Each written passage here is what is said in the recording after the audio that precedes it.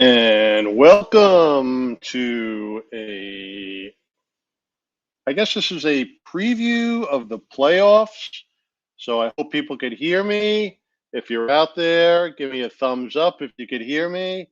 That's great. So we got some people ready to go. We got our Sports Gluttons here. And tonight's show is coming to you from where am I? Lawrence, Kansas. That's where I am here for a Jayhawks game tomorrow. So got to get up early for that. And so it was fun coming in. I'm driving in from this. Well, let's introduce this. This is Wild Card Weekend. We got a bunch of games coming up. There's going to be good matchups, some possibly blowouts. We'll talk about all that. And so I landed in Kansas City. This was sudden. I was supposed to be in Wyoming this week, and that game got canceled um, due to protocols. And so I landed in Kansas City, but on the plane, I I was sitting behind a guy that was dressed in a suit, and I'm talking to this other guy next to me, and we're talking about what we each do, and I start talking about Trevor Lawrence because it came up, and how I feel like he is not really an NFL worthy quarterback because even though he had a tough season, there was a lot of open passes he missed. He just I don't know, maybe with a better team, but I don't know. He's so many quarterbacks aren't able to make it. So this guy is sitting in front of me, and he looks like he's got the hair going, and he's got the face and the nose, and I'm like, "Oh my god, I hope he didn't hear me talking about him, because what if it was thinking, what if it's him?" He's gonna turn around, and then he gets up to go to the bathroom, and he turns around, and he looks right at me, and I'm like, and this was a big dude, and I'm thinking, "Oh my god, this," and I turned away, and then I was thinking, at if he sees me outside, let's say waiting for the luggage, and says something to me, says, "Oh, what do you think? I'm not an NFL quarterback. How dare you say something like that?" I was thinking about what I would say to him, and I would say to him, "Well, dude, instead of taking it personally like that, why don't you look at it as a constructive criticism? Look at yourself as a type of quarterback who can't. You need to focus more. Maybe you need to figure out how to hit your passes. Don't get mad at me because you're having problems. I'm not causing you problems. You got your own problems." So that was it. Wasn't him. It was a much older version of him. But I realized, if you say something to these guys, it's a it's a constructive criticism. So that was just funny. I was like really nervous. I'm like looking. I'm like, oh my god, I can't even look at the guy. If he looks at me, he's gonna. It was a big dude. This guy had to be 6'2". He was wearing a suit, and he had the hair going, had the nose going, he had the chin going, the whole look, and and I'm like, and then I was thinking, and he was an older guy. I'm thinking maybe he knew he looked like him, and he decided to grow his hair like him. He wanted to emulate him, but I don't know if that's the best guy to emulate. So I'm driving from the airport in Kansas City to, I don't know why they call it Kansas City International Airport. It's like smaller than Burbank, so I don't know I don't know what countries they're going to. And I'm driving, and it's very barren. Kansas is very barren and flat. And then I pass, I see an exit for Leavenworth. I'm like, oh yeah, now I know what Kansas is famous for, a prison. Leavenworth Prison. And I'm like, and I'm speeding, and I'm thinking to myself, dude, Todd, slow down, because they don't got to take you to court. They'll just drag you right over to Leavenworth and toss you behind a cell. I'm not like the most likable person in the world. So, I'm sure I'm apt to piss off a cop here and there. So, so I slow down, and I'm driving, and then I see a billboard about butcher meat. I guess there's a lot of cattle, and it's cattle and butchering. I'm thinking, when you're a kid, you see a butcher. Like, oh yeah, you go to the butcher to get meat. And I think, wow, there's a whole big farm that just butchers cows. They just kill them. And if you think about that, that's kind of weird. It's like a species, like we're humans. Like, when did we think eating animals is like a good thing for us. So we're carnivores. So I pulled over to a hamburger place and got a double burger. It got me in the mood for burgers. So, you got if you're gonna butcher them, it's not like me not eating a burger is gonna save cows, right? So I'm like gonna go eat a burger. And then I had ribs tonight, um, and I had ribs. Let me see if I got this one, and it was Beamer's ribs. It was like awesome. So there's like my buddies, the little pigs back there, and it was really great. But all pigs. You got eating more animals. And then I'm driving, and I see an Oz museum, and I'm like remembering, yeah, this is the Wizard of Oz, Kansas. We're not in Kansas anymore. I'll be saying tomorrow evening as I'm leaving, but Kansas is Oz. They have an Oz museum. I got to check out the Oz museum. So anyway, we are going to bring on our guests, and let's see. Before I do that, let me see something. We are going to. Let me see if I can do this. I am going to stop that, and I'm going to add something. And Casey is with us today, and I am going to add this and just the intro. And here we go.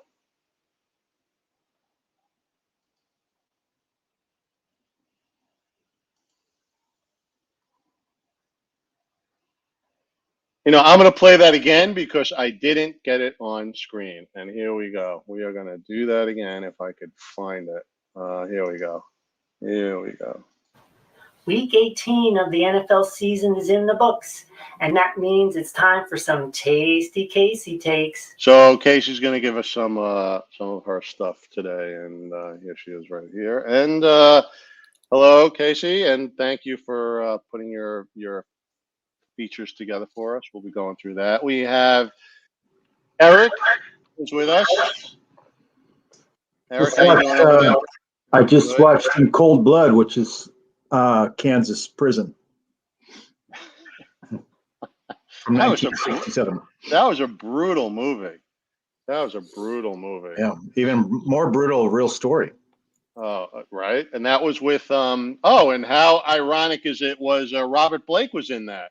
Yeah. Who I've eaten at that restaurant plenty of times. Where Vitello's, I think it's called. Vitello's. Yeah, and then they have good shows here. They have good jazz shows there. We got Julio with us, and he's going to be talking about he had one team in and one team out, and we'll talk about that. We got Remy, who we hope she's feeling good. How's Remy feeling this week? Great, thank you. Good. It's good to have her. We got Mr. Rick's Picks. We're going to find out how Rick's Picks did on his week, and it was an interesting week. I had some good upset. I had some good ones, and I had some bad ones. So, Rick, how did you do on your Rick's Picks this week? Well, I lost. They always say don't bet with your heart, and I bet with my heart. And I took my Chargers. I laid the points. And I'd rather bet with my heart than my wallet. Oh, I know, but I bet with my wallet and my heart, and wow, that didn't work out. So, yeah, it could have worked out. I thought I had a shot many times in that game, but as we say, the Chargers chargered, and they just somehow squandered away a game they should have won. So yeah. And Julio, what do you got on that one on the Chargers? I can't blame Rick for betting with his heart because I think most of us took the Chargers in this game, if I'm not mistaken. So the fact Remy, except for Remy, but the fact of the matter was, here we go again. Remy's always good for these upsets. She's freaking pull these upsets out. We could have the Remy upset of the week, and everybody throws in $10, and tries to make some money. But here we go again, Todd. Here we go again. Staley rolling the dice, analytics. It came back to bite him in the ass, and excuse my French, but it did. Right. On your own 18-yard line? Come on, dude. What were you thinking? Oh, when he went for the fourth down? Yeah, that.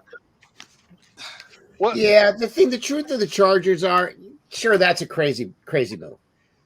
But they lose the game because they can't stop the run. That's the truth of the matter. Not because he went for it there, and it cost them 3 points, but it wasn't the game. The game actually was lost at the end of the half when they had 3rd and 23 in a give up play, and the Raiders got 24 yards on a run, and they got 3 points out of it. And to me, that was the game. We were about to get the ball back and maybe have a chance to score, but instead they gave a first down on 3rd and 23 on a give up draw play, and it wasn't even Josh Jacobs that ran it. It was just a give up play, and I don't know. We gave it up, and that was a game to me. That's true, but that penalty was horrendous. That ball was on the other side of the end zone, 30 yards away from the guy. I mean, that's the worst pass interference. And you're right, Rick.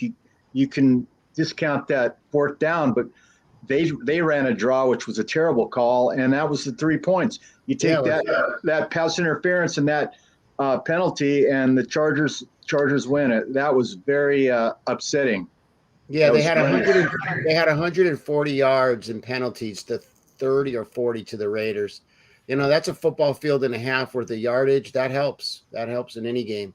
So, but we're putting them in the rearview mirror now. I'm focused on the playoffs. This wild card weekend looks like it's going to be a lot of fun with a lot of intrigue, and I don't think anybody really knows what's going to happen, although we pretend we know. So we'll see what goes down. Yeah, but before we put that in the rear view, not only did he call that terrible 4th down play, but then he calls that timeout when a lot of people are speculating that they would have just run out the clock. We'll never know, but that was a terrible call too. I'm hoping we can talk a little later about coaching vacancies, but this guy, he's got 1 year of defensive coordinating experience, and the team seems to like him, but I think he made some major blunders this season that cost him a couple games. Yeah, what actually happened? I didn't see the Chargers game. What? Now there was the timeout, but then what happened? Because I have a little theory on. Well, there was only I think 38 seconds left. The Raiders got first down and in field goal range, closer for the guy, and they scored a field goal. Can I say something though? I'm on the other end of that. The Raiders weren't. I just want everybody to know the Raiders weren't playing for a tie. The Raiders were not going to take a knee. They were going to kick a field goal. They were not going to shake their hands and walk off the field and say, "Okay, Chargers, welcome to the playoffs." They wanted to beat them and do it, and they hate the Chargers. They weren't going to go for a tie. Now, what the Chargers messed up in, and I've watched and I've heard Staley, and now I understand it. If you guys were all watching the game, they kept running the ball, just gaining yardage. His team was winded. He said if we would have lined up for that 3rd down play, he had the wrong personnel in there, and he was really worried of them basically scoring on that play. So that's why he called the timeout to make some substitutions. Nonetheless, they still gained 12 yards on the next play, so it didn't really matter.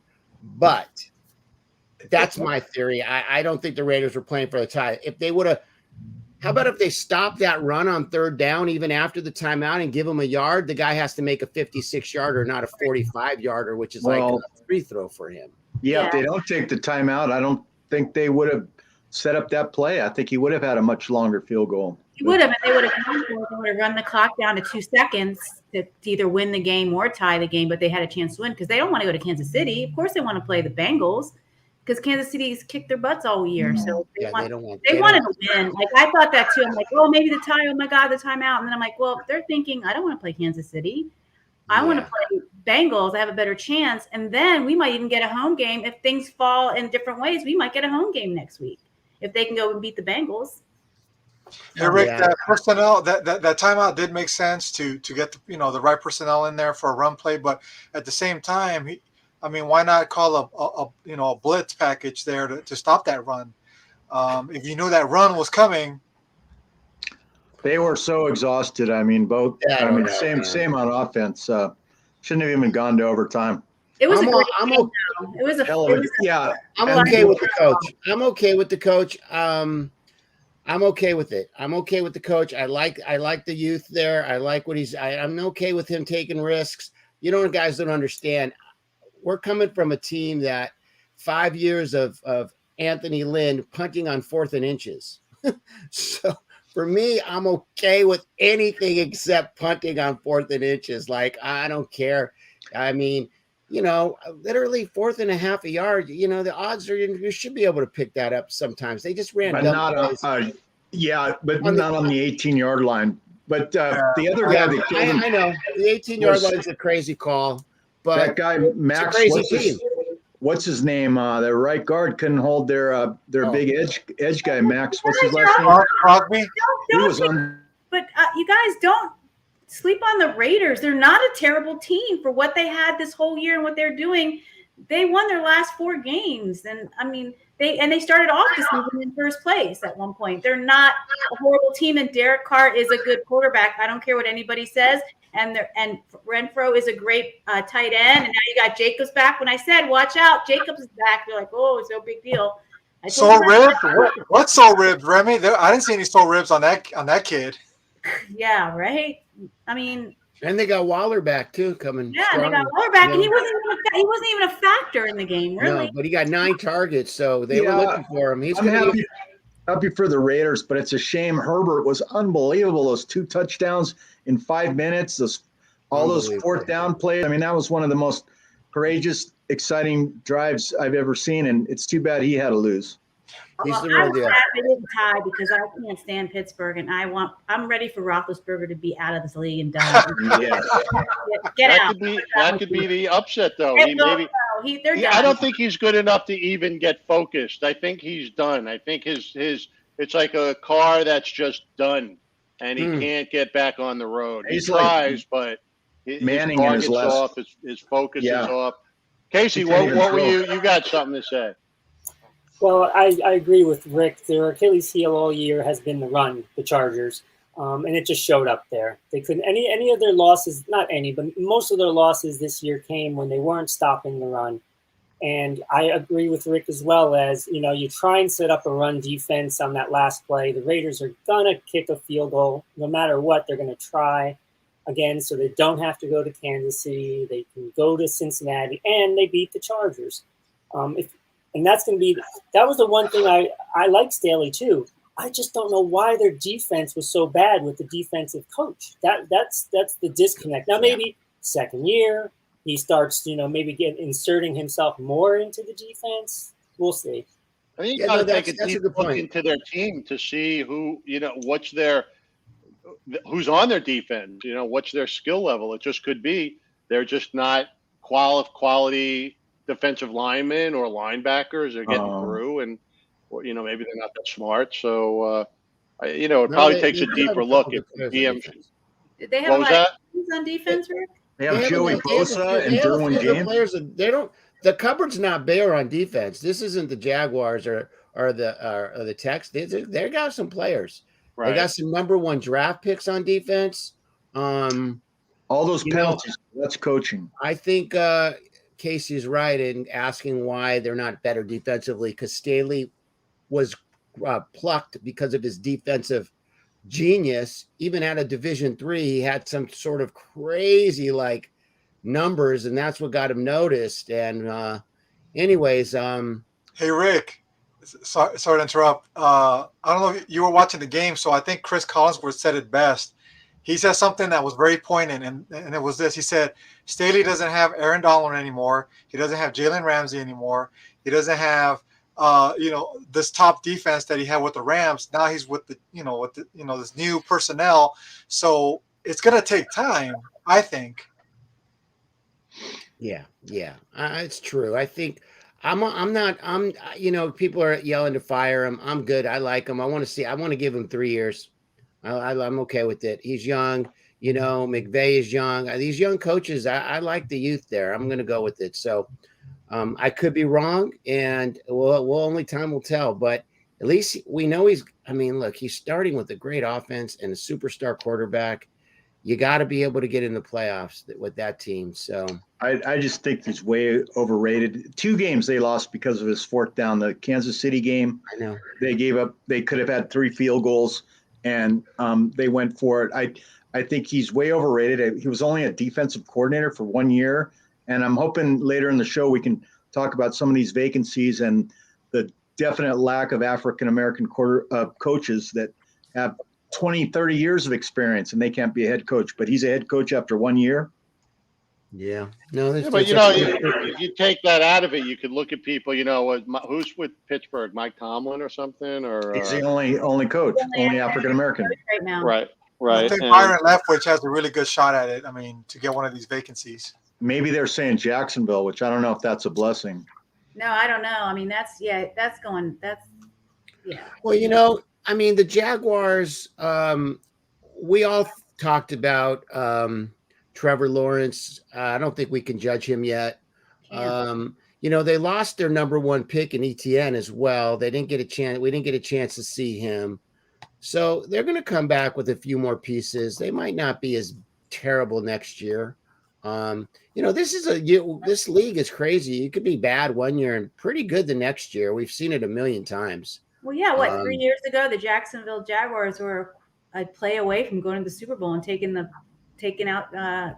Yeah, exactly. And then they've sucked for the last 3 years since then. Yeah.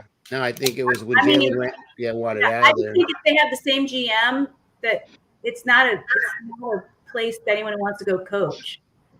The GM is terrible, and he's the problem, and you're going to take a great quarterback and ruin him if you don't get a good coach in there and take care of the kid. Ooh, beautiful graphics there, Todd. Yeah, it looks fun. Yeah, but I manipulated it, but I didn't actually create that. But that's okay. We still like it. Yeah, it's good. It works. It's I know Remy wants to see graphics on there. So. Oh, wait a second. I hear Roger Goodell is on the other line. Something about using the Super Bowl graphic. The legal department. I was reading up on that. The NFL, unlike the NBA, the NFL they're not as strict with their things because they're smart. They consider this promotion for their stuff. They look at it as you're putting their product out there, as opposed to the NBA, who wants to stop it. And when I was in Brazil for the Olympics, and so I went to see a lot of events, and I went to see Michael Phelps swim, and it was really awesome. And I took some slow-mo video and I threw it on Instagram, and within an hour, I don't know, NBC's got these, I don't know what these trackers or whatever they do, and it was taken off of Instagram, and I got a notice, and I don't know how they do it, but they were able to track it, and they got it off because they own the footage or whatever. But the NFL is not as strict. They look at it smart. It's like you're not hurting them, you're helping them. You're putting the league out there. You're putting the product out there. I mean, who wouldn't want free publicity? So here we go. I would never have thought the Titans would be getting the bye. Not a chance would I ever have thought that. I mean, their season was what did they do? They had one good run where they won 6 in a row before Henry got injured. Yeah. Who's predicted to come back, right? He's playing next week. I wouldn't count them out. He is going to play, or he's not? Yeah, he's slated to come back for the first game. Yeah, that's going to be huge, and he has another week to take it easy. Because this week is 10 weeks, and it's a 10-week rehab, and so the next week will be 11 weeks. So he's past the rehab time.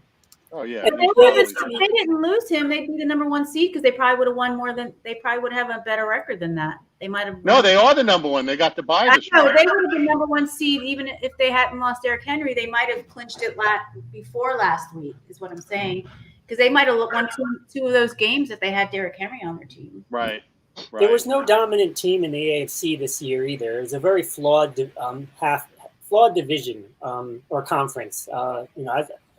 No dominant team. So even Kansas City had their roller coaster ride and their flaws. So not surprising that there'd be someone like the Titans at the top. But the Chiefs are 7 out of 8 now, and the Raiders, as Remy said, are 4 straight. So they got some momentum. And they got crushed by the Bengals, but they didn't get crushed to the second half, and they played them tight the first part. So that game, I wouldn't touch that game betting wise, but I wouldn't be surprised if the Raiders can pull that off. Burrow had last week off. Sometimes I think having a week off kind of isn't a good thing because I don't know if they do stats on bye weeks, like how many teams do really come back and play good the next week after a bye week. But I'm sure it's a benefit. Like I once did research on for NBA, and what I found was the teams that took the least amount of games to make the finals won the championship like 85% of the time. Like if one team, like let's say the Lakers were the best team in the league, but they struggled in the playoffs and won 7 games in every series, while let's say the Heat was 4-1 in every series, the Heat had the advantage because they played less games, and those teams happened to win more games. So I think the bye is good. It lets them rest a little more. I mean, these games are brutal. Basketball players are babies. Yeah, well, they need to be management and have their time off. They're babies. The Titans are a strong team. I'm not, I'm not underestimating them. They when they were good, when they had Henry, they rolled off 4 in a row in October, and it was like they beat Buffalo, Kansas City, they beat the Colts, they beat the Rams. They won 6 in a row. Yeah, they beat the Saints. This team was not messing around. So I think people are like, yeah, the Titans, whatever. But I'm tempted to pick them to go to the bowl, but I don't think I'm going to. I don't know. I think, again, like when we make our Super Bowl predictions, I think I'm going with my heart and not my head, and I think I want to take Buffalo. Take Buffalo. You're going to take Buffalo? I think I'm taking Buffalo too, Rick. I think I'm taking the Bills too. You're going to take the Bills too? All right. Anybody else want to jump on that? No. I think the Chiefs-Titans game is going to be the best game in the AFC. Yeah. That's going to be a tough game. Well, would they? Yeah, that would be to go to the Super Bowl, right? Because I think if Buffalo, the Chiefs, the Titans play the winner of the Chiefs-Steelers. No, because they're the 1 seed, right? Wouldn't they? They're going to get the lesser of the 4 teams on that side. Again, so if the Chiefs win, wouldn't they play like the Bengals or Raiders winner? They play the Titans, and then the player of these 2 teams play each other. Oh, my bad. Okay. So like that's what it looks like on this bracket. So yeah. So if the Steelers win, Titans would get the Steelers. But if the Chiefs win and the Patriots win, then they would get the Patriots. The Titans would. They're going to get the least seeded team, I believe, going for the. Well, I guess it'd be. Oh, you think? Oh, are they going to reseed it? I believe so. Yeah, they do reseed it. Because that makes sense if they reseed it. That would make sense because the Chiefs. If the Titans would want to play like the Bengals or the Raiders, that's the game that they would. That's what they get. Right, but they could end up playing the Steelers if the Steelers beat the Chiefs. You don't want the 1-2 matchup in the second week of the playoffs. I think we're going to see the Bills playing the Bengals, right? And that Raider game is anybody's game. I'm afraid to bet on that one. Oh, so this bracket. Oh, so the bracket really that was put together is really not a bracket, right? Because they reseed. I didn't know they reseed. Yeah, they reseed. So you know what? Let's. I want to put. Here's an odds board. I know Rick likes this. So I do. This is the odds. Chiefs given 13. That's a tough one. I'm not touching that. That is a tough one. Chiefs given 13. In fact, I would take the points. Yeah, that's it. And I don't think this is an over 47. I don't think they're going to be scoring that many points. And I saw a graphic from last year Wild Card Weekend. I think out of all the games, there was only 1 blowout of all of them. It's not really usually a blowout kind of weekend. And the underdogs cover more often than not in the first week of the playoffs. And that blowout was the Browns crushing the Steelers, right? What was that? It was the Browns beating the Steelers 45-3 or something. Yeah, that was the blowout last season. That Chiefs game's going to be a blowout. Ben looks so bad. He can hardly even throw it past 5 yards. See, that's the thing. You just wonder if he's going to become like a magician on his last game, or he just like I said, really doesn't have it anymore because he's thrown some horrible passes. Yeah. I'm not buying it though. I think this guy, there's something in him. There's something in his blood. He's gonna stand up strong one last time. I mean, the Chiefs are good. They got a nice defense, but I mean, we think the Steelers they're not that bad. They know how to ugly up a game. And Tomlin's an excellent coach. He knows what he's up against with Patrick Mahomes. I'm not going to take the Steelers, but I would be surprised if they're not going to cover that 13. That's my call. Yeah, They beat Tennessee this year. Running back Najee Harris is a beast. He's just, exactly. That's one of the things that they could. You're right. They could make it a game in a phone booth, or if they get down early to the Chiefs, they're dead. Yeah, but correct. if they can muck it up for the first half, we'll see. And Big Ben's getting another weapon back, isn't he? What's his name? Juju Smith Schuster. What's his name? I can't remember the quarterback. No, I don't think Juju's playing. He's not playing? No, I heard that maybe if they win a couple more games, he might. I don't think he's playing in this one. And then the Chiefs don't have the running back either. Chiefs don't have a Clyde this weekend. They're not going to have a running game, so. And you don't know what, though, Remy? That Darrell Williams with 1L, I think it is. That kid's playing really good. Really good. And I wonder about the health of suddenly number 10 his name is escaping me, the receiver. Tyreek Hill? Yeah, I don't know about his health because he was definitely on the hobble last week. Yeah. He's been having heel issues. He'll get 100 yards. Just throw it to Kelsey. He'll grab him. No, they need Tyreek. Tyreek is a game changer. That speed just throws everybody for a loop. But it's weird, Kansas City brings in guys like Pringle and some of these other guys, and they're not Tyreek, but they're fast. They got some fast players on the outside. But it's a blowout. The one I'm really totally uncertain about, but I've been totally wrong the last 2 weeks. My nice positive cash flow is suddenly down to below break even. I've been picking the wrong ones every time. But the Bengals Raiders, I think the Bengals, they're really playing. I think they're the best offensive team in the AFC. But I think Remy has a good point, having not the last week game not mattering, and the Raiders have all the momentum. They're hot. So that could be anyone's game. I want to go with the Bengals, but and I think the cold weather will affect the Raiders for sure. They're the only team in the playoffs who are in the head coaching hunt, right?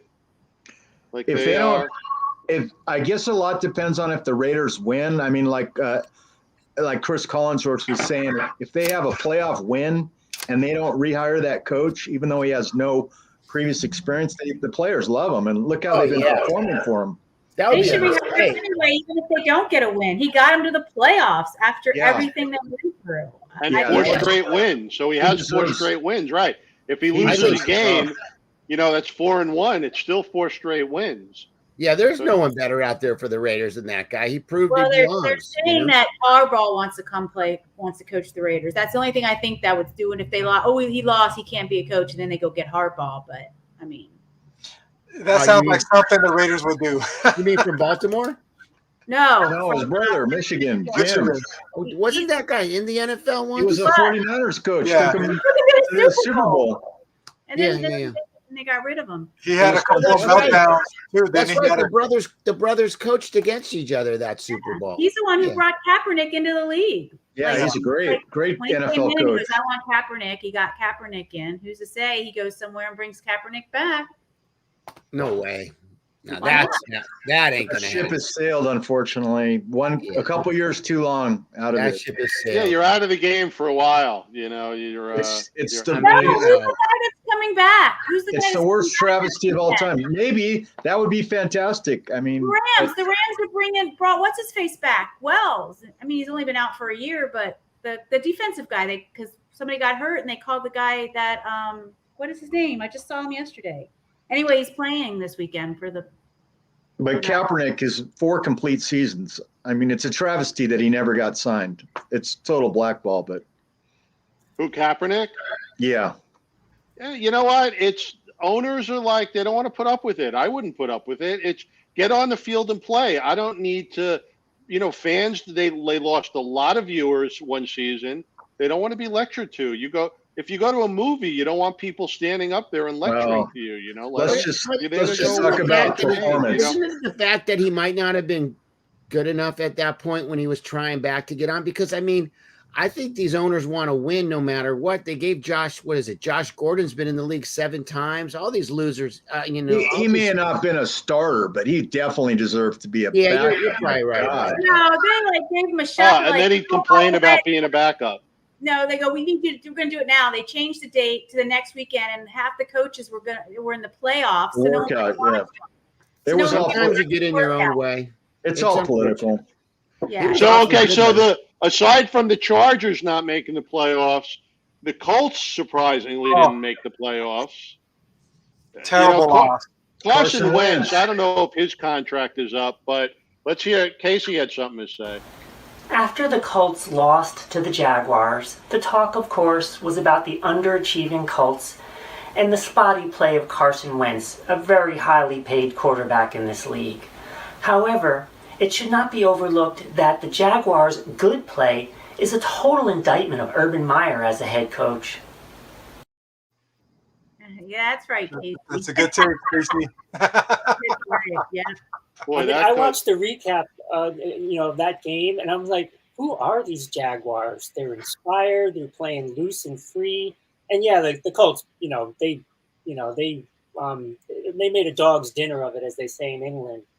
But to watch the Jaguars play that loose and free, and you're just like, "What the hell was Urban Meyer doing that he couldn't squeeze a win or two more out of these guys?" He was kicking his field goal kicker. That's what he was doing. I mean, you know what? The atmosphere in that team must have been horrendous. He was maybe like if he's yelling at his players, and they may have just hated being around him. They were probably not even yelling. He didn't even know he was playing on the team. He knew nothing. He's like, "Oh yeah, that guy should play," and then he wasn't playing. Oh, he didn't play? Like he didn't even know who his roster was. The guy was just a joke. He's a joke. He's so overrated. He never gets coaching gig again. I hope he doesn't coach ever again.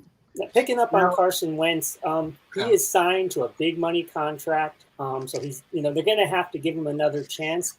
And I heard someone talking about there are the teams that need quarterbacks next year are just in a hard way. I mean, there's just teams that, people would say, well, okay, what's Houston going to do? No quarterback. They just know who they're going to go get. The Vikings. Everyone hates Kirk Cousins. Who are they going to get? I mean, it's.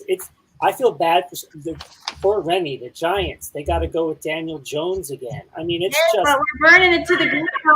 GM. Unfortunately, they let the GM retire instead of just firing him. But we've already got 2 out, so we're burning it to the ground. But the Giants are pathetic. Yeah, I feel really sorry for you. Giants are in bad shape. Well, we'll get to that later with the coaching. So Bills Patriots. Bills given 4.5. They split the season. Playing in Buffalo. They're both used to cold weather. I would think I think this is an over 43 game. Let's see what the 2 games. What did they score in those the games? game starts at 5 degrees. When a game starts, it's going to be 5 degrees. It's going to snow all morning. If they can't pass the ball, if Josh Allen can't throw, then it's running game, and I don't think they score that many points if they're both just running because this is going to be an ice bowl, that's for sure. It's going to be cold. He's a much better runner than Mac. Mac Jones is a much of a runner. No, but if they can't throw the ball because they can't hold it because it's so cold, they're going to have to use the running game. And so I'm saying I wouldn't take 43 points. I think that might. Do you guys are they playing there tomorrow? Is that tomorrow? Let's see. Is this tomorrow? Yeah. That's tomorrow, I believe. I saw a great. They did a stat by stat for both that's teams. Sunday, isn't it? No, that's tomorrow at 5 o'clock. Rams on Monday. Rams and Cardinals are Monday. That's a 5:15 kickoff. I saw a great lineup of the stats. They did both teams, like record, yards given up, points allowed, all that kind of stuff. It was incredible. Even like special teams, New England, is 18th, and Bills are 19th. So, all of the numbers, they are very evenly matched, which is incredible because I would think, the Bills must have blew them away. Almost all categories, they were pretty much, almost pushes. I think if Belichick does that bully ball strategy again, like he did earlier in the season, where he handed off the ball 46 times to his running back, I think you're possibly looking at another type of a low scoring ice bowl. I think, right? That's how I agree 100%. I don't see it hitting over 44. Rookie quarterbacks are 0-6 outright in the postseason since 2010. Coldest game New England's ever played is 4 degrees. Ever? Well, there you go. So it's sunny. It's going to be sunny and clear, but cold. So it's going to be warmer on Sunday. That's 10 degrees at 2 p.m. Look at 8 p.m. It's going to be. Oh, it's an 8 p.m. game. Yeah, it's 5 on the West Coast. Yeah. So what is it at 8 p.m.? It's got to be even chillier. They're playing at 8 o'clock Sunday night. That's crazy. God, that's they're playing so cold. Saturday night. Sunday night is the Raider is the. Oh, it's going to be 15 degrees. Oh my God. That's hot. No, but if it's clear and it's not wet, these guys, the players wear gloves and. Well, the thing is, Josh Allen, this guy is not. He's a cold weather quarterback. He played his college in Wyoming, and it was freezing. If you look at the highlights of him in some of those winter games, it's all snow games for him. So, that plays into his hand. I think the Bills defense is going to destroy this team. I like the Bills here, and I like them to cover the spread. And I'm going to put my money where my mouth is on this one. Oh, you're going for that one. Can you guys imagine being a free safety or a linebacker on the Patriots and trying to tackle Josh Allen? It being that cold. I mean, the guy's a beast. It's already cold enough. As soon as you take that hit, you're in pure pain. So, I mean, it's going to be tough. It's going to be tough for the Patriots. Yeah, they got the genius on their side. That makes it, that helps. They got the, Belichick factor, but gosh, man, a rookie quarterback in that, with the Bills Mafia, playoff atmosphere. I think it'll be a good game. It'll be a good game. No, I think the Bills are going to take it too. I just don't think they're going to. I'm not saying 43 points, and then the Patriots lost their last 2, so they don't have a momentum going in, and they're kind of. And Matt Jones looked like a rookie the last 2 games he played, so he started looking like a rookie. I will give you another play of mine in that game. I am going to take the running back for New England. I'm gonna play him over yards. That's Damian Harris. There's a prop bet. These are prop bets that I like. I'm going to play over Harris 57 yards because I think all they're going to do is run. Rick, it's none of my business, but how much do you bet on an individual prop bet? And how many do you make in a weekend? I usually bet around $10,000. That's where I bet 3, but that's where I lost most of my money the last 3 weeks. No, I'm kidding. No, Rick, I listened to Ty on the radio. His best friend picked the Steelers winning. Who's best friend? This guy, this actor was talking on a radio show. He picked the Pittsburgh to win. He picked money line. He picked Jacksonville to win, and he picked the tie between the game last week. He got $200. Oh man, he would have won $3 million, and he was. Oh, if all 3 hit. $3 million. He was 20 seconds away from winning $3 million. Oh my God, he must have been panicking. Yeah, he said, "I don't think my friend's gonna call. I don't think I'm gonna talk to him. I think he's in a coma, like he drank himself to death." Oh my Lord. That's 20 seconds away from taking that bet and winning $3 million. That's too much. That's too so much. we got an old friend with us. Mackenzie has rejoined us. How you been? What's up, guys? Happy to be here. Just super excited to see some familiar faces and excited for some playoff football starting tomorrow. It's gonna be fun. Yep. Did you have any? We did a quick Chiefs Steelers. You have a prediction on that one? I mean, it's Big Ben's retirement party, right? Hosted by the Chiefs. That's a good way to put it. I mean, if for some way, somehow the Steelers can hold Patrick Mahomes to, I don't know, 14, 20 points, I don't foresee the Steelers offense going beyond that. The dinks and dunks and dump offs that Ben has had to do this season to get by and run the ball with Najee Harris. I mean, he's going to have to come through in order for them to have a shot. Yeah. So who would you got Chiefs given 13 with a 47. Yeah, I mean, just you expect Chiefs to just steamroll through all of this. This is probably the game, personally, that I'm like least or most certain about the outcome in terms of the weekend of wildcard football. Yeah, of a straight up win with the Chiefs. Yeah. Well, it's good to have you back and good to join the conversation. Yeah, happy to be here. So all right, Bills Patriots. If we get a consensus, I'm going to go with the Bills at home. It's tough. You're going against Belichick, but I think it's a Bills time. If they don't, it's like it's Jim Kelly days again for them. I'm going with the low Patriots scoring. to cover. What was that? I'm going with the Patriots to cover. Going Patriots. So you would take the odds, but not necessarily the Patriots on a straight up. Exactly. I'm Got going field goal game. I'm feeling a 13-7 game, Bills. That's what I'm feeling, you guys. You're feeling a low-scoring game. Wow. That could be – are we going to see a Bill Belichick replay of no passing? Yes, we are. And we're going to take Mac Jones under the yards passing for sure. What's the under on his yards? 208. That's a good one. That's a good one. Right? He's got no chance. That's a good one. Unless he gets lucky and, there's a breakdown, he throws a 5-yard pass and some missed tackles happen.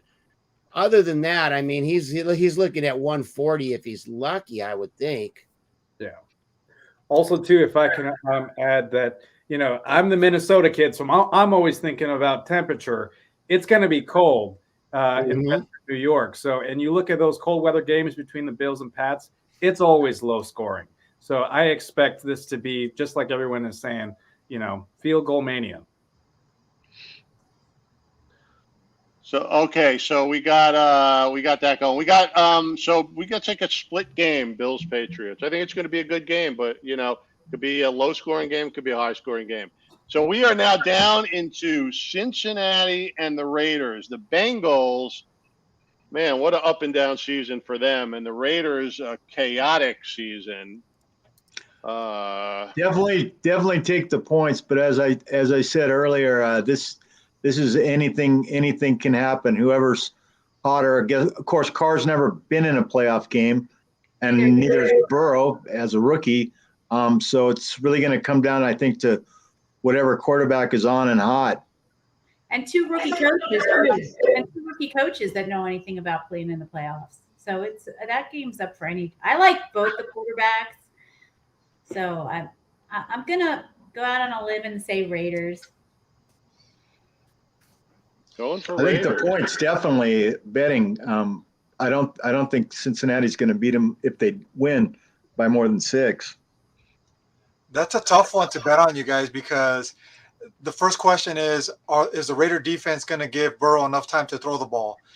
The way the Raider that front line was playing against the Chargers, Crosby was possessed. I mean, that guy's a beast. So if he gives them enough time, that the Raiders secondary is a weak secondary. Justin Herbert was tearing them up. Did Cincinnati beat Cleveland this past weekend? No, they lost.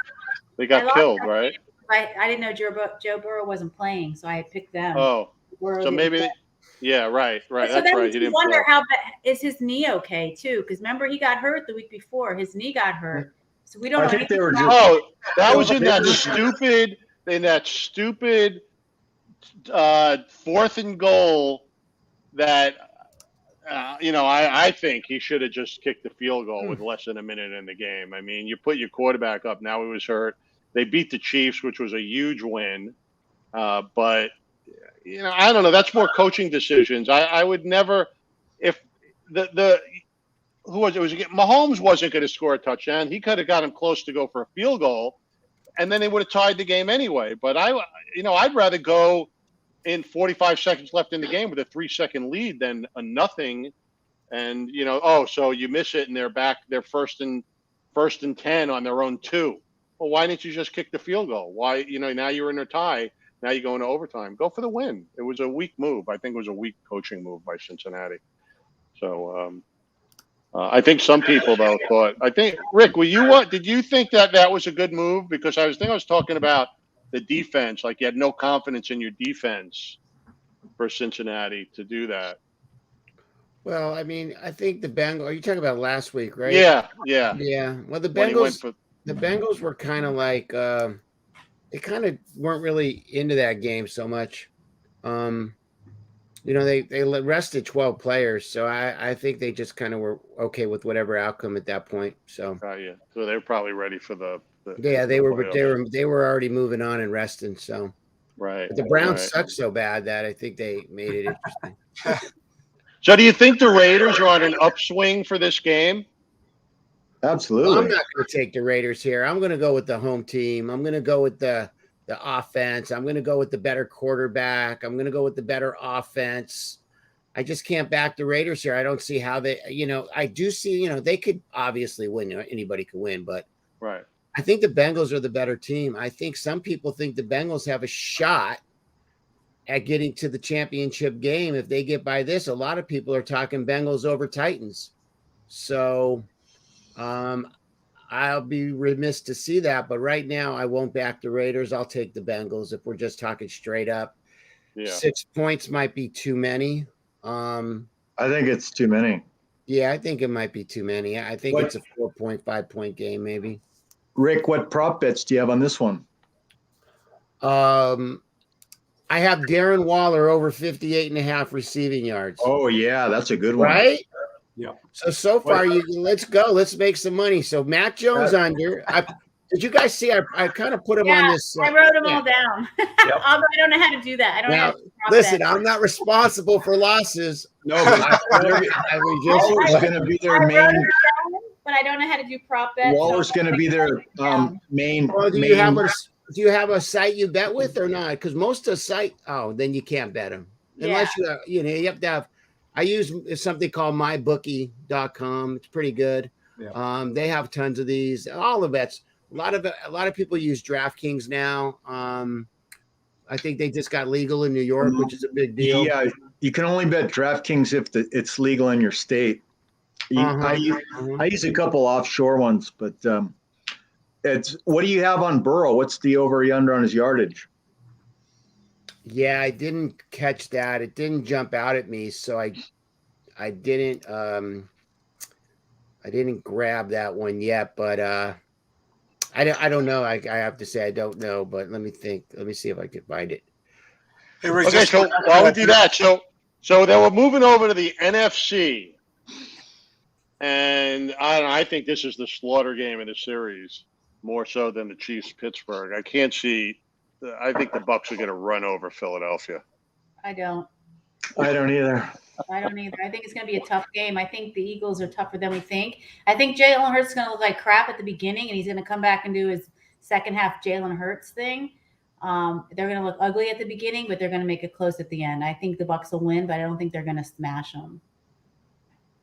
Yeah, I like that call. I like that call. I mean, as a person that had Jalen Hurts on their fantasy team, if you were to look at his score and his stats at the halftime, you would say this guy is the most awful player in the National Football League, and yet he always comes in the second half and performs, always runs for a touchdown or two. So I agree, Remy. I expect the Eagles to play tough. They always play tough. Again, as a Vikings fan, when having to face them in the NFC Championship game, they do play tough and they show up in the playoffs. So I expect them to at least put up a fight, although – with Tom Terrific taking the snaps, they will be. Were you able to ride that performance to a title, Mackenzie, in your fantasy league? In a couple leagues, I was fortunate enough to win in a couple leagues, and then I got to the championship in all of my leagues but one. So when I can at least attest that my advice that I've given on the Sports Glutton show is good. I can also talk the talk and walk the walk in this. I feel you. Yeah, I did pretty good too. I got to 3 finals, and unfortunately, I lost 2 of them. No.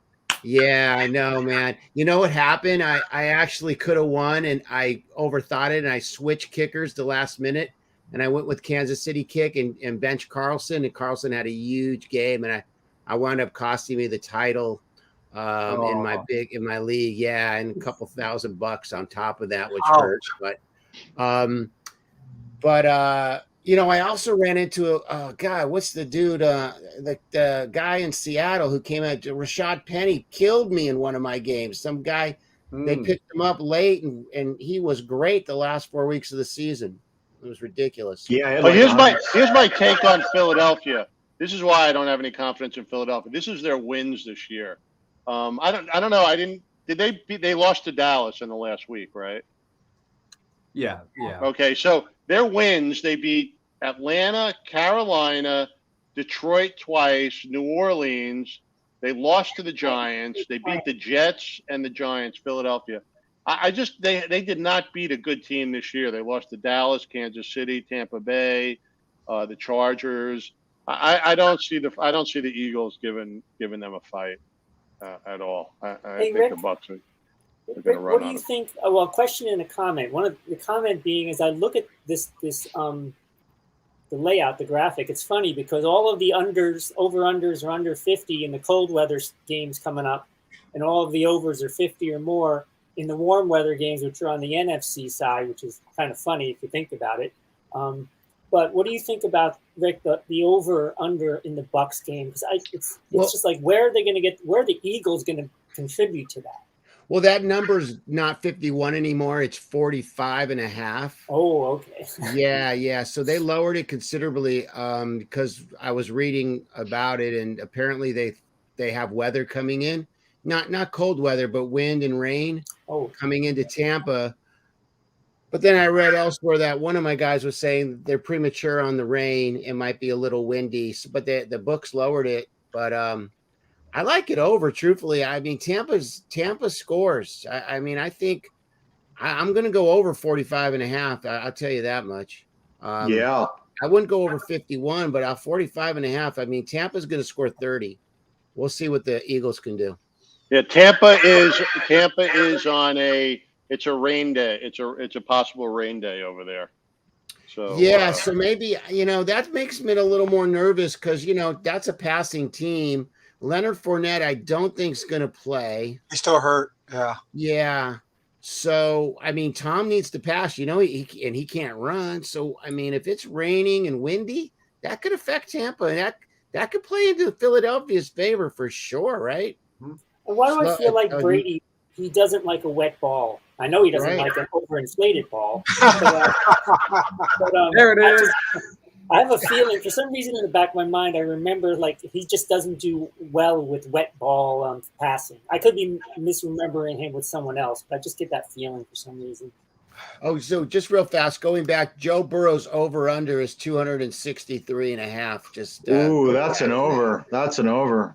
You're running if he has a good game. If he has a good game. Yeah, if he has a good game, he's 300 yards easy, right?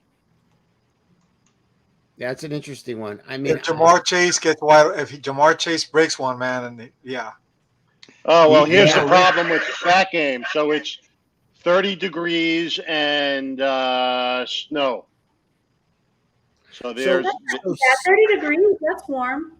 Yeah, but with snow, so it could affect the some yardage, kind of receiving or a slippery ball. I've heard a lot of quarterbacks say snow is not a problem.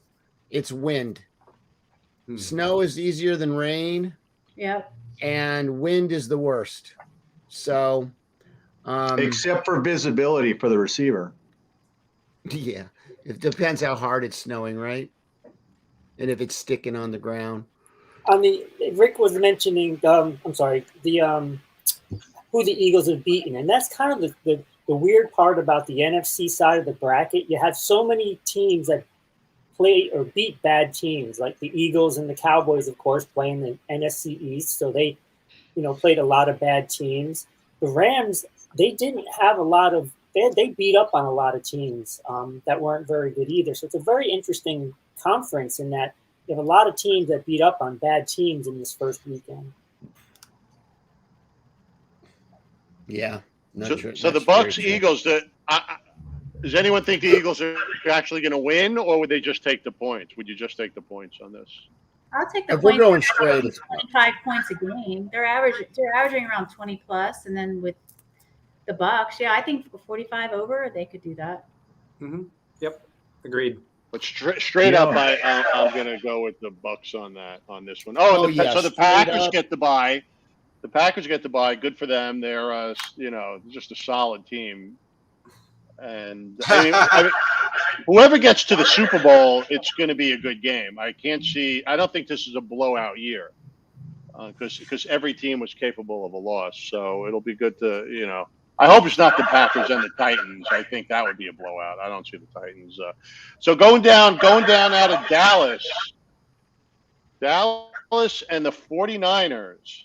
The odds makers have it as a close game. I'm taking the 49ers. I agree with Remy. 49ers. I have a feeling about it. I think I don't know. Let's see what Jimmy G can do in Dallas, and I think Dallas. They're just too inconsistent, and I'm not a fan. Inconsistent on the big ones, and the 49ers have been playing exceptionally well, and they beat the Rams on the road. Jimmy G's really underrated. I agree. And I think they're better coaching. I think the 49ers have better coaching and better personnel than the Cowboys. Absolutely. I think McCarthy is just. Dak Prescott, he better prove himself. This is a proven Eric, game. I think this is one we bet. I think we take the points because I could see the 49ers winning. Why not grab the 3? You go ahead and bet, but every time I bet on the Cowboys, I lose, and I'm sure if I don't bet on them, I'll lose. So no. I'm betting on the Niners. Oh, you don't even want to play it because anytime because I have such terrible luck, and like last week I forgot to bet the Cowboys and they killed them. So as soon as you bet the Niners, Cowboys are gonna have their best game ever, right? And while before the game these over-unders look so obvious, I hardly ever win over-unders. They're really tricky. Yeah, no, they're hard. They're hard. I think this is a Cowboys win, and it's an under, and they're going to win by more than 3. I would go straight up all over on this one. You heard it here first. I think the 49ers have had some weak games, and even if Garoppolo plays, they just had some weak showings. So I have no confidence in them.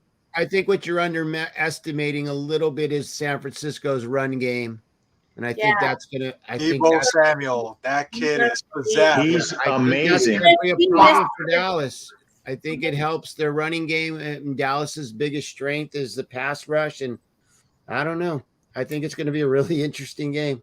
I'm really looking forward. I'm looking forward to George Kittle and Micah Parsons. I think because those are two star players in this game, and I really would look. I'm looking forward to see if they have to match up at any point with blocking and with coverage. We have a under here at Zeke under 51.5 rushing yards. I'll take that. Yep, and there's a note that he's been under 50 yards the last 8 games. So why not make it? He's 9? Not the same runner as the previous years. He's losing his the ability to run between the line there. He's becoming an outside runner now. What happened to their backup? I took Pollard on a couple prop bets this season and did well, but I didn't see him in the last game. Yeah, he's hurt. He's got, I think it's called plantar fasciitis. Oh, he got plantar fasciitis? Yeah, so it's messing him up. Yeah, I got that. That hurts. Yeah, it hurts, right? Well, yeah, like I was skiing, and then my feet were killing me, and I went and I changed the boots, and they were still killing me. I got custom boots made.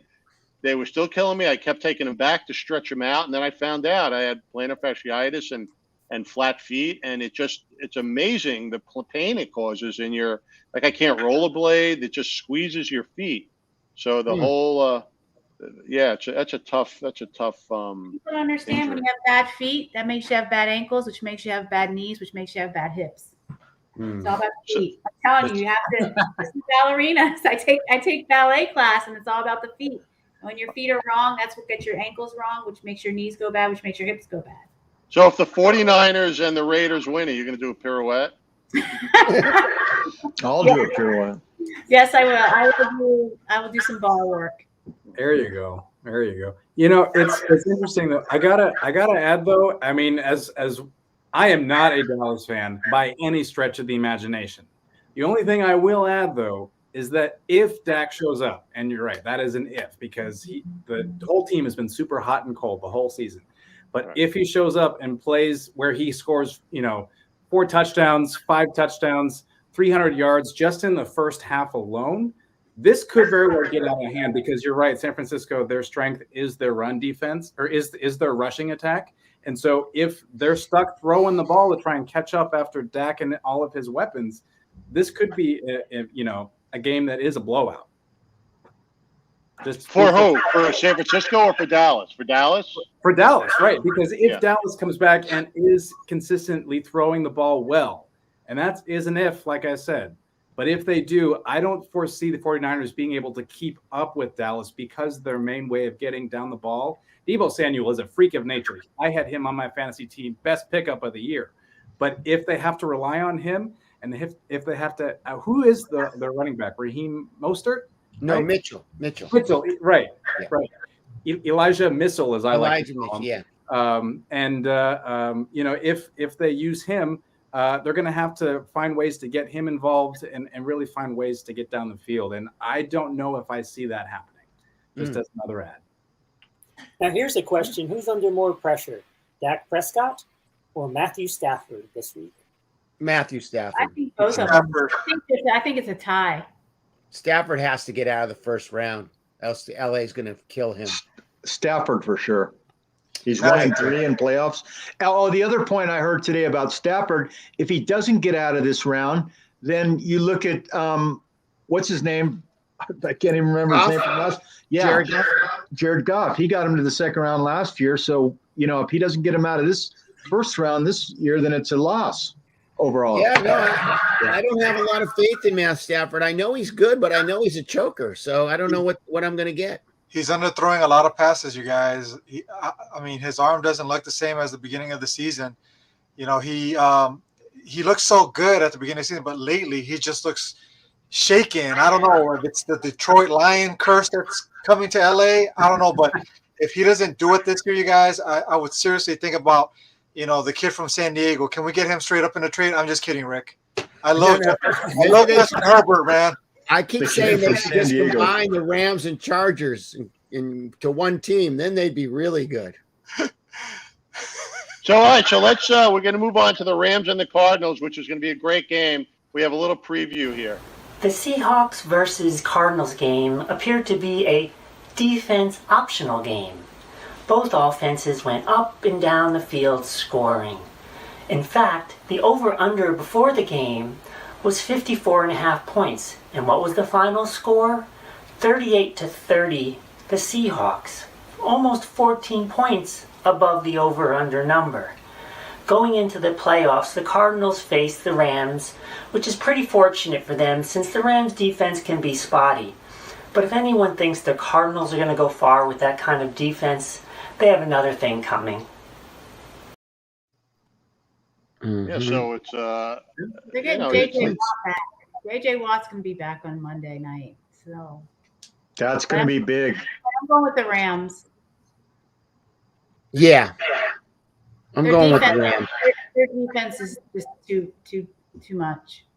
I'm going with the Rams. This is going to be a good game. Didn't they split this season? Both on the road.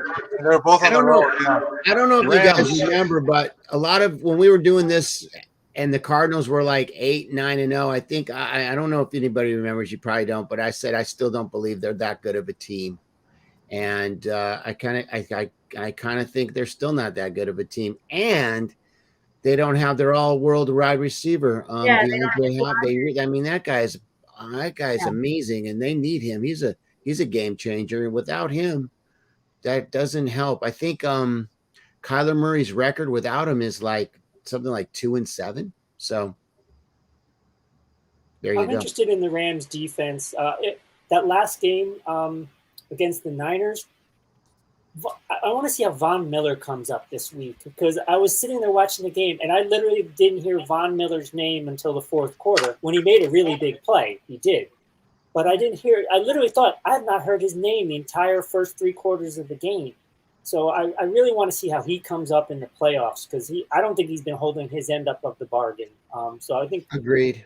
I want to see what the Rams defense does. The defense let them down last week. They had that big lead, and then they let it go. And then when they gave that Cooper Kupp that last touchdown, it's like, oh, this game is over. And then they sat down and let him come back. Their defense just went to sleep, or they just didn't take him seriously, or I don't know. They just really disappointing last week, and it cost them a second round. It cost them being a second. I mean, the defense really let him down. I mean, but then he threw that interception, but he shouldn't have had to have that comeback to do that. He shouldn't have been forced in that situation. I think Cooper Kupp is the difference. He's the best player on the field, and somehow he's going to get the Rams to the next round. If he doesn't get most valuable player, it'll never, ever go to anybody but a quarterback. Yeah. But, LA's got, ever since Beckham came, they've turned around. Whatever he did, just his presence, and they added a good receiver. They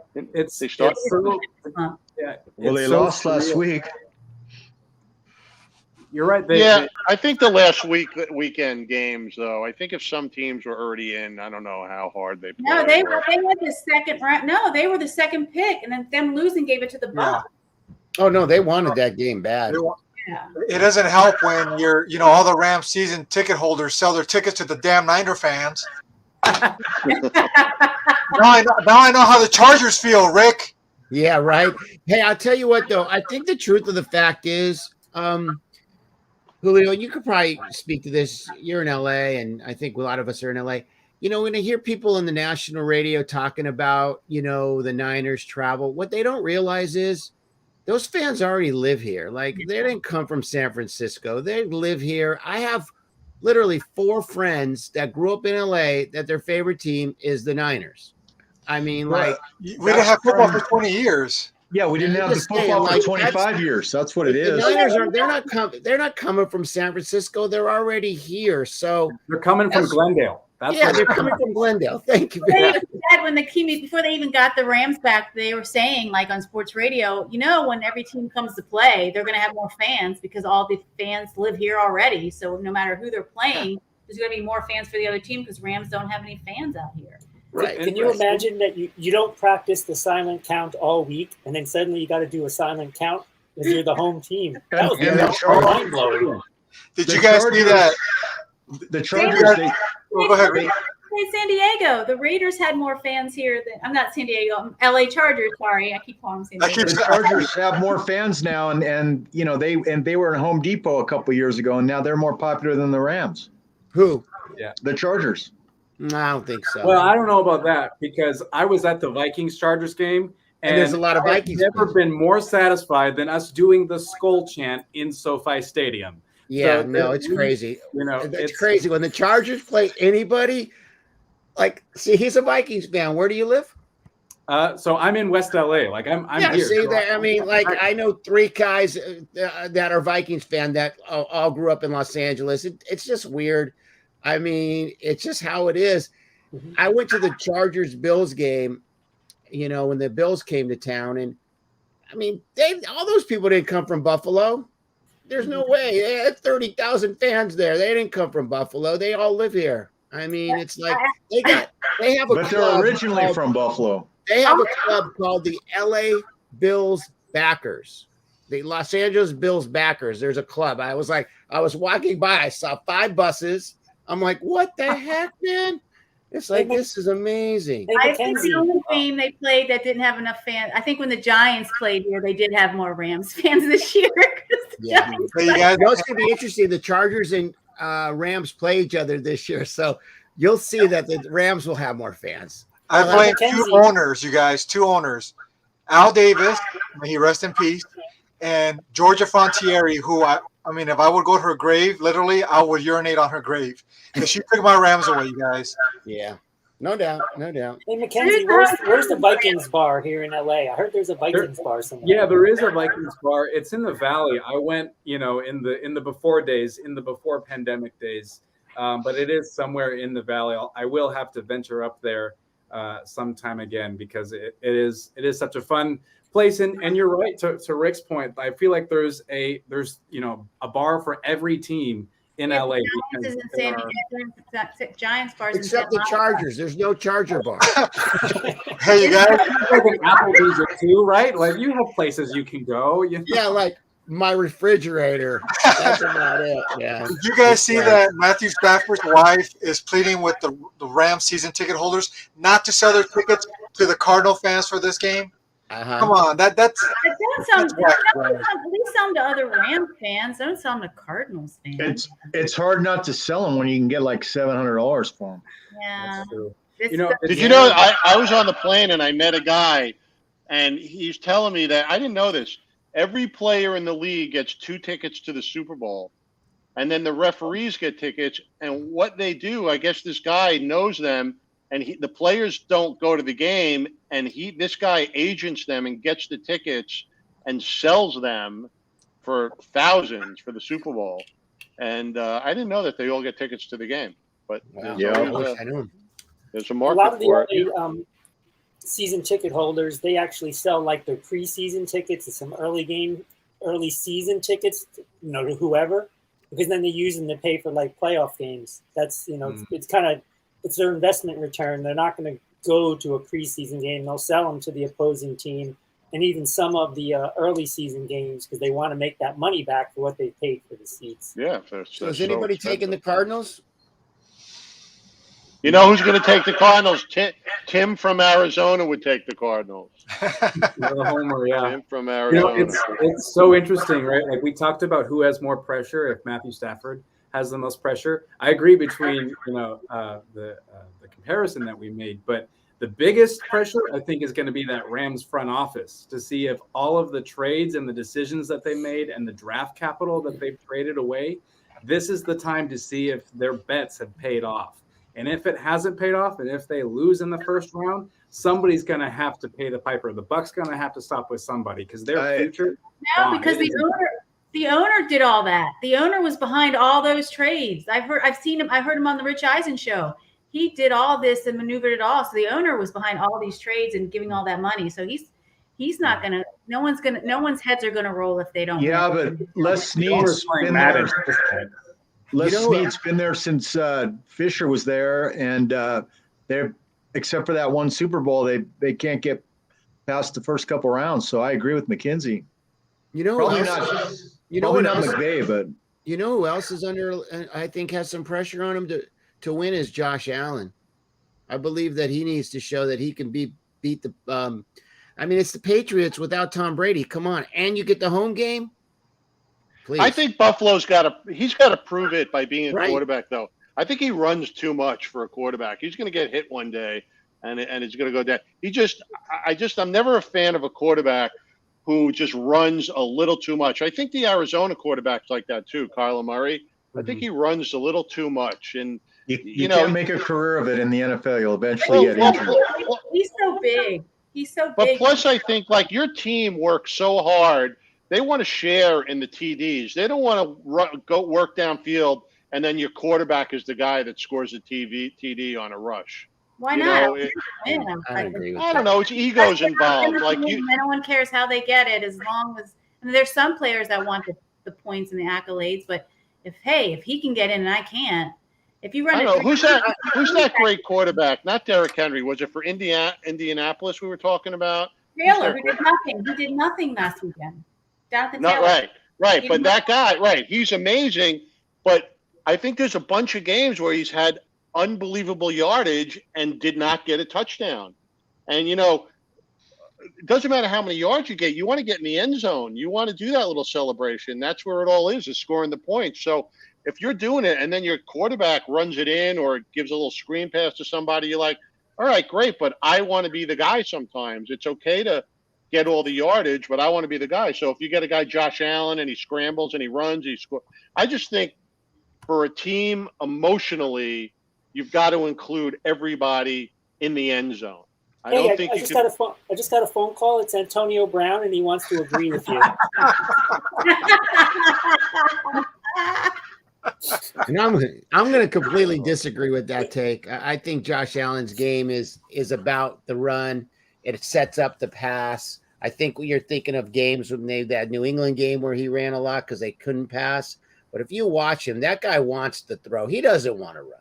He wants to throw downfield. He's got great weapons. He's the full package. And I believe part of his game is being able to tuck it and get 7, 8, 10, 12 yards, maybe I think more. he's a great quarterback. I think he's aggressive. I think he's willing to get hit. I think he runs strategically. I don't think he runs to run. That's my right. take. I got you. I just think when a guy's doing that, you got to be careful because you're going to get pounded one day, and that's going to be the end of it for you. So exactly.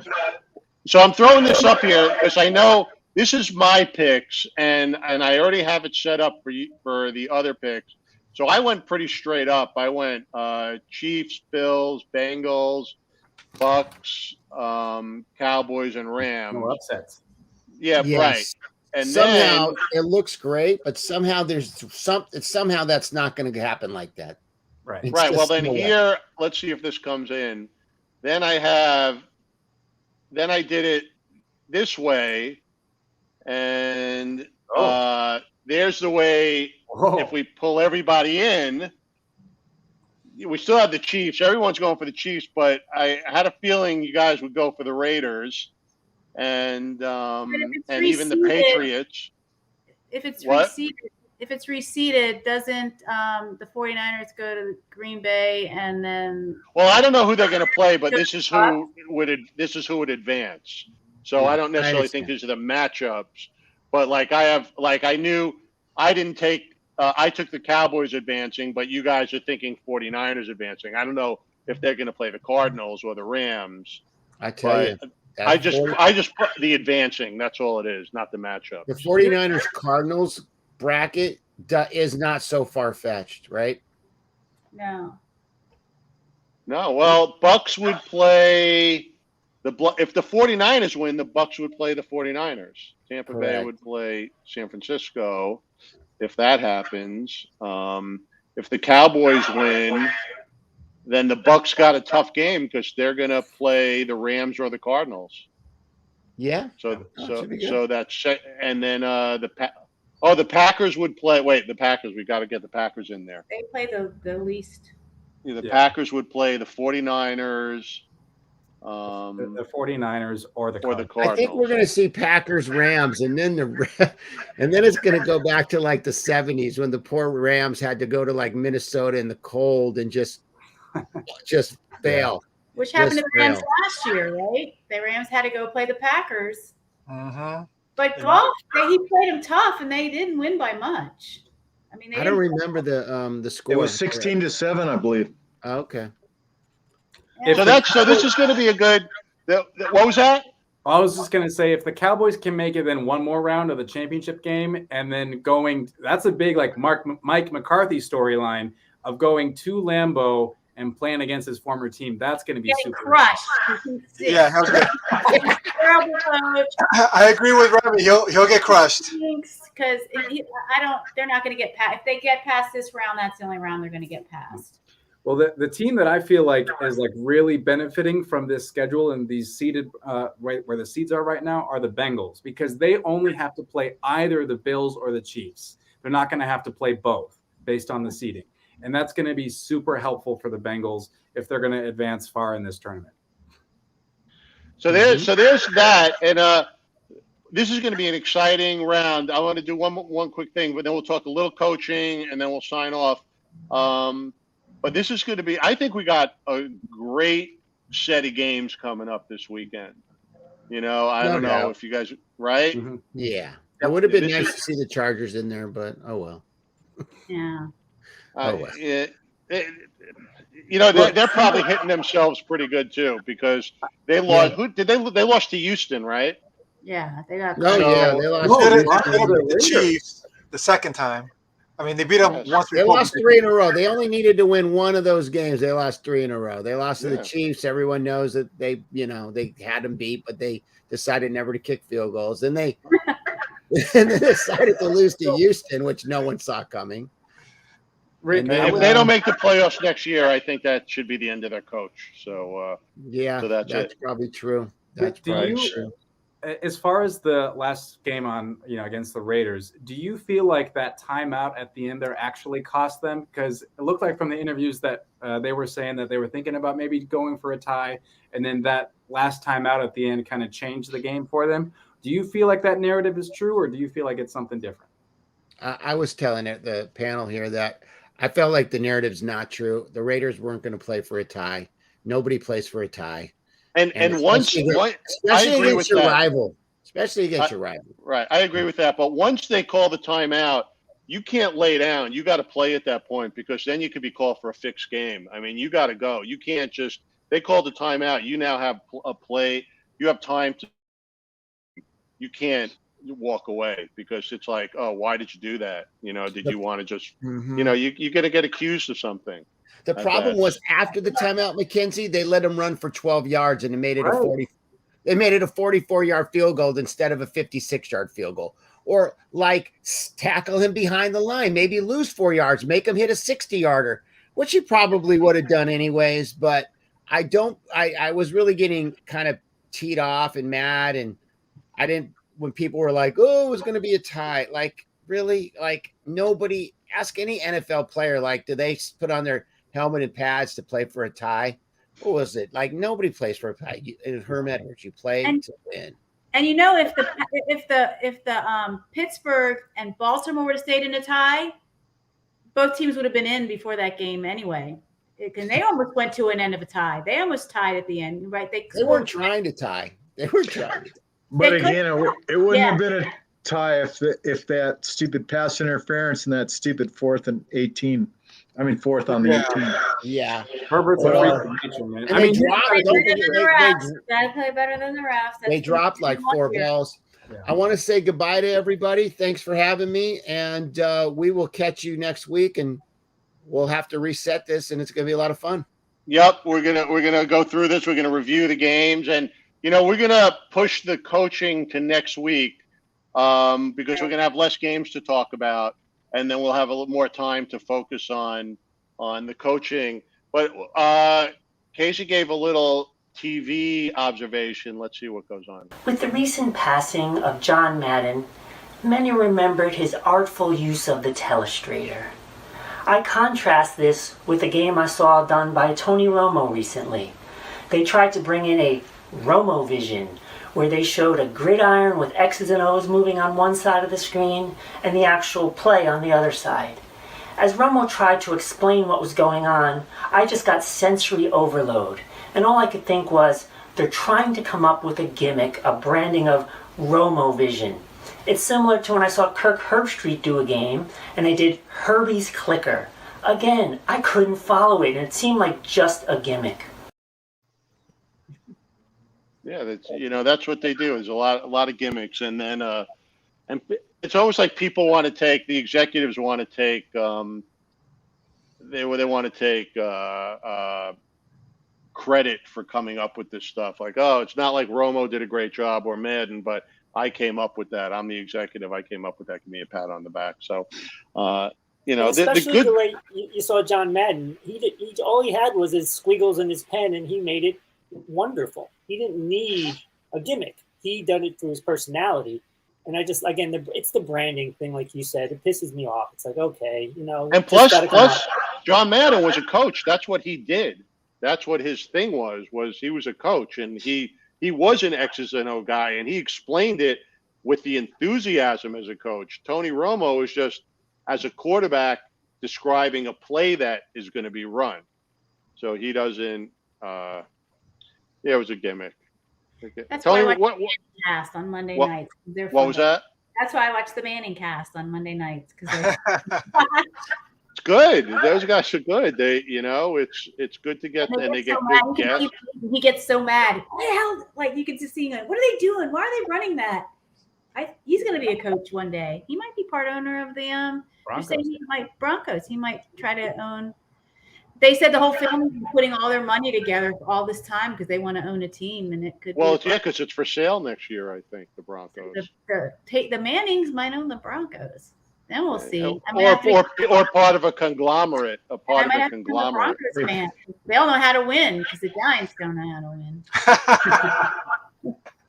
I'd like to own a team. I think Poor that would Remy. be fun. I don't know if Peyton Manning would want to actually coach. Coaching can't be easy. That's a lot of work to be a coach. You got to have it in you to want to be Jerry out there. Rice wants to coach, Todd. Who? I like to see him as a quarterback coach. Jerry Rice wants to coach. Jerry Rice? In the history of coaching, it's hard to name a great player that became a great coach, especially in basketball, because they have their expectations are so high. Well, plus the stuff like you had Phil Jackson, who was a sixth man. Deion Sanders is getting all these top recruits coming to his college. This little no-name college, he's getting big names coming. Yeah, he's doing a good job. He's doing a great job. His son. I like to see, and Eddie George. I want to see what he does too with Tennessee. Right. But I don't know in football, but I know in basketball, plenty. Bill Russell and Jerry West and Magic Johnson, they were all terrible coaches. Steve Nash is doing pretty good with the Brooklyn Nets right now. When he has a championship, let me know. I think Mike Vrabel is the only star player coach currently in the NFL. I wouldn't really call him a star. Yeah. Well, I mean, he was an all-pro. Who was the Giants coach? That Judge guy. Where did he come from? He's a Belichick tree. He's only ever been a special teams coach, and our special teams sucked. It's kind of like Chargers not having a good defense. I don't know where a lot of these coaches come from. There's a lot of great. I'm sorry, Casey. A lot of great African American coaches that have been all pro, Pro Bowl, played in the NFL, 10, 15 years offensive coordinator experience, and they can't get a coaching job. Well, the league step in. If they don't get any more black coaches this year, the league has to step in, because that means you just have a bunch of racist owners that are just. It's funny though. Like the Dolphins coach, people are glomming onto him, but he had a very weak schedule. And I don't know if it was fair to him. The Dolphins had a very weak schedule. Only two seasons, and he won the last 7 out of 8. Well, I don't know if it was fair to fire him. I don't know why they fired him. That could have been what? They shouldn't have fired him. No, that's why I don't know why they fired him, unless it was a crazy personality. He won 7 games in a row this year. I mean, I heard the quarterback wanted him fired, though. That's what I heard. And the owner is a nut job too. When you say the league has to step in, the league is the owners and Roger Goodell. They're not going to step in. Who's going to step in? Well, something's going to have to happen, because it doesn't make sense that, like you said, like Bieniemy hasn't gotten a coaching job yet, unless he's a really bad interviewer and he's saying the wrong things. Hey, how can this guy not get a coach with what he's? I don't get it. Well, it's a high-priced plantation, if you ask me. Do you think the Texans coach deserved to be fired? I mean, he had no shot this year. No. But you know why they said he got fired? Because they wanted Flores. Once Flores got fired from they might want him, and that's why they got rid of this guy. I felt bad for him until I read his. That's who Deshaun Watson wanted as his coach. Why he wanted to go to Miami. But now he's not going to want to go to Miami because they don't have the coach anymore, but they're not going to keep him there. And I know what it was with the Miami coach. They said that he the one that they said treated the younger players disrespectfully. And I think that was him. I didn't hear about that. Yeah, and then the quarterback didn't like now I remember it. I'm pretty sure it was him. And the quarterback didn't like dealing with him because he treated them differently than they treated the veterans. And then Chicago said that they wanted to go for him, but then it wouldn't make sense, because if Justin Fields is young and he's going to treat him the same way, he needs to go with a veteran. He needs to go with as a veteran quarterback and not with the rookie quarterback. The Belichick tree likes to try and coach the way he does, and they don't have his cachet, because Matt Patricia had that problem, and Josh McDaniel had that problem, and now it looks like I'm saying problem. Issue, because maybe some people say that's not a problem, but that is the MO that many of them go into. That it's their way, the highway, and everyone's treated the same, no star preference. And sometimes that's been an issue with those Belichick tree kind of coaches. The Belichick tree is actually very unsuccessful, and Sean McVay's tree is even a lot more successful than Belichick's tree. It's true. McVay is who? Is he the Staley? He's got the Packers coach. Holmgren? Yeah. Not McCarthy. No, he's from Washington. from? Yeah, he came out of Washington and Mike Shanahan's. His grandfather was the executive vice president of San Francisco, but he comes from Washington when Shanahan was the coach. So there are 9 coaching positions. We'll talk about it next show. I think 9 coaching positions, if I remember. So there's the Giants, there's Denver, Miami, Houston is 4. Jacksonville. Jacksonville 5, Raiders 6. Raiders isn't not definite yet. That's No, not but they need to sign somebody. It could be the same guy, but The I Bears. think Chicago is 7. Oh, I think there's 8. There's Denver, and Minnesota. Yep. That's it. So we'll go over that next week. We'll get into that. We'll have fun with this first round, and then juggling up. What's your most exciting game are you excited to see this weekend? Let's see. Let's see. You know, Todd, you could I know you like doing it during the games. You could do a Monday night show too during the Monday night game. Monday, where am I going to be Monday night? I'll be in Florida on Monday. We could do a game. How many games are going on? Just that's the rate. No, which game Rams is it? Cardinals on Monday. Yeah, Rams Cardinals are Monday. The night. Rams, yeah. So it's a So Ram 5:30 Cardinals game. Monday. Who's Sunday night? The Raiders. Raiders. Just one game. Chiefs Steelers is Sunday night. Chiefs. Right. Everybody has their own time window. I don't think there's any concurrently played games this weekend. Right. Oh, really? That's good. That's good. That's going to be big money for them. Yeah, I wouldn't mind doing. You know what? I really wish. I don't know. Maybe I'll try it. Maybe I'll stream the game, and if I don't get thrown off the air, I did on Facebook. I don't have cable, so I'm going to have to go to a bar to watch the game, and I really want to watch that game, so I won't be able to join on Monday night unless I join you from a bar. Unless we stream the game here. Rams bar. Did you move or you didn't move? I moved. I'm in Burbank now. Oh, okay, that's good. Yeah, that's good. So yeah, if we do a Sunday night, maybe I'll stream the game and see how far it goes, and everybody watches the same stream, and then we talk about it, and because that's fun. I remember that was fun when I did that. What was that? Sunday or Monday? I think Monday. I think that's that's a better game, right? Yeah. I don't think anybody wants to see that. I don't think anyone cares about the Kansas City-Pittsburgh game except for Kansas City and Pittsburgh fans. Right. That's my least favorite game of the. Is that the Sunday night? Is that the Sunday night? Oh yeah, that's. I think I'm really excited to watch the Raiders game and the Rams game.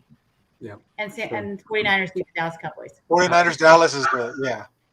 Yeah, well, you know what? Maybe we'll do Monday night. I want to see if I'll stream it, and maybe my Sports Glutton Facebook page will get banned for life, but because I did an NBA game once and it got canned. So, but that could be fun. I'll stream it because I could put it up, and as long as the stream is good, it'll be in the corner just like the way I did it. And we do our little own Manning cast on the left side. And we talk about, and that could be fun. There you so go. Maybe I'll test it Sunday night just for a quarter, and then do it Monday night. So, all right, that could definitely be fun. So remember, everybody, who's watching, we got the replay show on. That'll be put up probably tomorrow or tonight, Roku or Amazon Fire TV, and cross promoted to the America's Hottest Cheerleader channel, which is soon going to be rebranded, and that's fun. You could also see it online. I should put that up there, watchahctv.tv, and that's it. So I appreciate everybody coming on. You guys are absolutely phenomenal. Good luck, Mackenzie, everybody. thanks for coming back on this one, and I sent out a link. I don't know if it's just a fun. I didn't check to who joined. They've got the 2 football pools going. One's with odds, one's without odds. It's just for fun. No money involved. Just you keep track of your picks. And who won last week's? Who won the thing? You? The whole me? I'm the worst. I Let went me on, see. when I went on there was a whole new thing, so I couldn't find our old ones. I'm like, wait, Let's first. see. I'm gonna hop off, y'all. I'll see you next week. All right. Mackenzie, nice to see you. Glad you could join us. Thanks. Take care, guys. See you, buddy. Okay, so let's see. Last week the winner was, but it's funny because sometimes people don't pick, they pick late, so they don't get in. Oh, you know what? Oh, I can't find last week. See, I know it's fun. It's there somewhere, though. I know it's there somewhere. Was it week 18? Oh, this guy, Robert Javinet. I don't even know who that is. So, we got a lot of people joining up, so that's good. And then let's see the odds pool. I wonder if I'm the only one in it. Oh, we got 5 people in it. That's great. That's great. Remy, you didn't make your picks yet?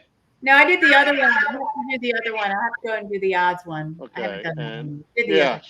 So, and it's just for fun. I like doing it for fun. And if you're in money pools, you're in money pools, and that's fun too. And I was in a money pool this year. The Bills killed me the first game, but it was one of those I don't know what they call it, but you're knocked out after one. You pick one game, and if you lose, and it was $50 entry, and there were so many people. It was a $8,000 final. A survivor pool. Yeah. What is it? Survivor pool. That's what you were in. Where you get survival, every week, right? You get to use one. You get to use every team once, and then if you got to pick someone every week, and if they get knocked out, you're knocked out. Right.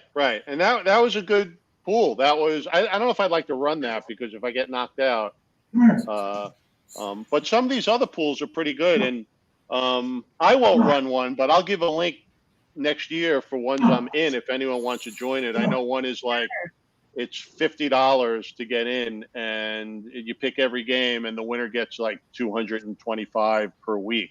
But it's $50 for the whole season, and it's 220. Yeah, it's really good. It's there's so many people in it that there's a lot of money, and it's just fun too. It gets you a little more interest in the game. You got a little bit more riding on it. I won $8 off Kings last week. Ooh. There you go. All righty, everybody. So I'll let you know. Maybe I'm going to do a test Sunday night, and then maybe Monday night we'll actually do it. That could be fun. And that will be it. So if anyone watches a CBS game tomorrow, Jayhawks versus West Virginia. That game is, what time is it for you guys? I think it'll be at 11 a.m. So at 1 o'clock for me. So Remy's off, and thank you, everybody. Eric, thank you. Julio, thank you. Casey, thanks for your input. And I will see you guys Sunday, Monday, or next week sometime. So thank you, everybody, for joining. It was great. This was a good show. We're going to go into next week. We're going to go into the coaching, the reviews of a very fun week. And this is going to be a great playoff weekend, wild card weekend of the longest season in NFL history. So thank you for watching Sports Gluttons. And you want to get more sports, they're all over the place. But catch us, and you catch the picks, and you get great insight from our panelist Sports Gluttons. It evolved that way. I didn't know it evolved that way, but I'm so glad it did. Got some really great minds on this show. So thank you. You can catch the replay on Roku, Fire TV, WatchAHC.tv. And thank you for joining. See you during the week.